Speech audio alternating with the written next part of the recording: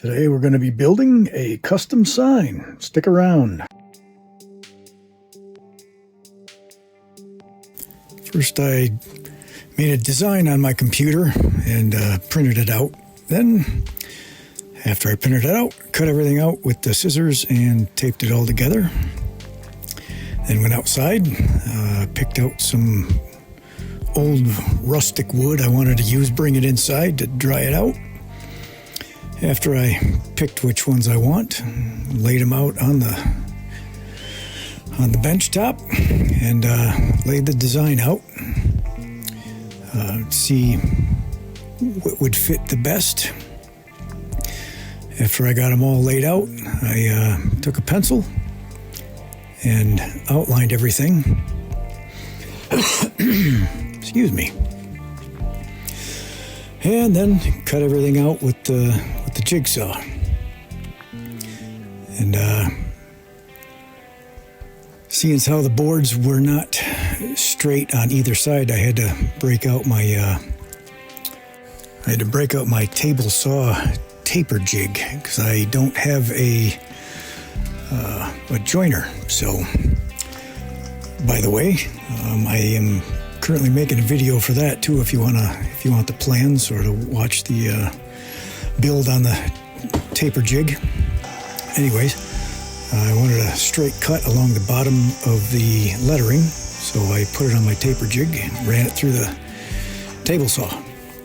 I had to skip a couple of spots because of the C, the letters that stuck down below the straight line. So I skipped those and I cut those out with the jigsaw. And I kept going with the jigsaw until I cut everything out.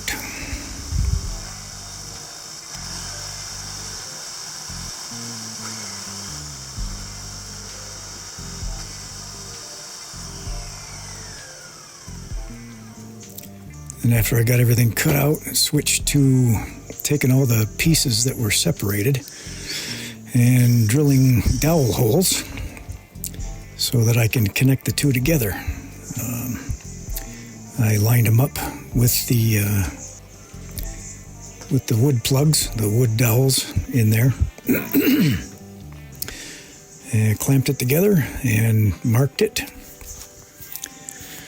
And after I marked it, I drilled those holes and I glued everything up.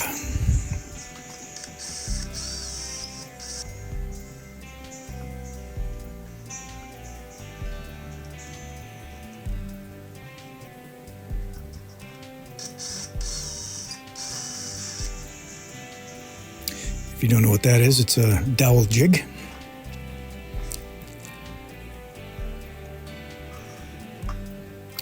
So once I got it glued up, I put the wood dowels in and put everything all together. And once I got it all glued up and stuck together with the dowels, I got the clamps, clamped it all down until that dried.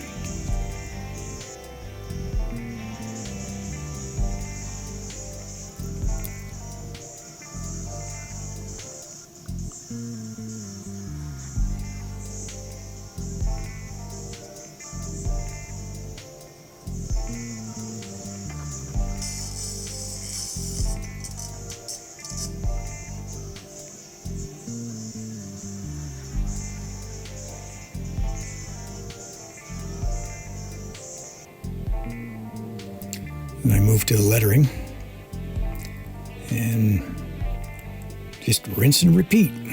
Drill holes, put the dowels in, and glue it all together. Now I also built a sled for my router, and I lined the piece up inside of it after I jigsawed everything out and used shims to wedge it in there. So it held it down while I routed the edge to put a taper on the edge, a bevel, And then I did that in between each letter also to put like a little V groove in in between all the lettering, as you can see right there, bottom right corner. And the places that I couldn't really reach, I just broke out the file and filed the edges down on the 45 taper bevel.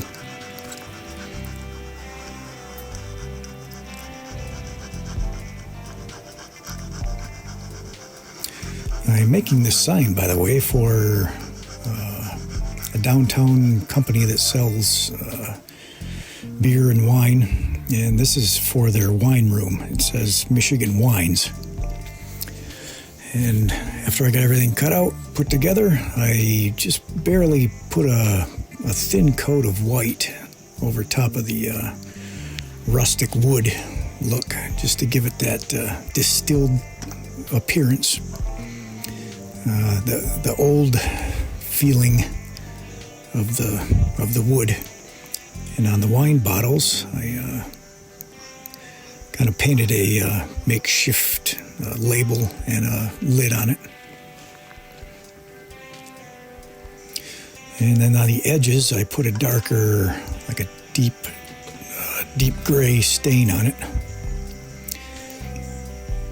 And after I painted the bevels by hand, I took a rag and did the edges to kind of darken up all around the whole perimeter of the sign. And then I painted the bevels in between. And then I attached the wine bottles where the I in Michigan went and the I in wine. So both eyes have a wine bottle. And turned it around to the back side.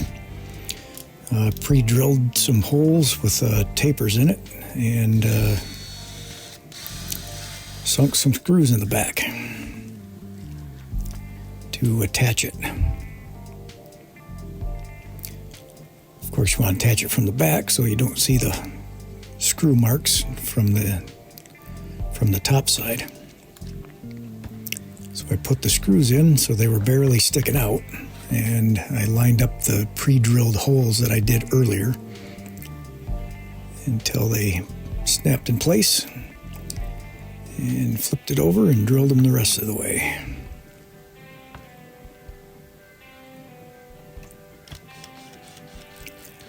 They are going to attach these signs with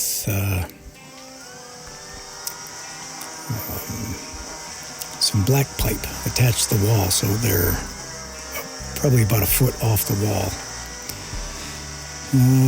But I took an orbital and sanded it down just to give it just a little more distressed look. And here is the finished product when it's hung up and displayed.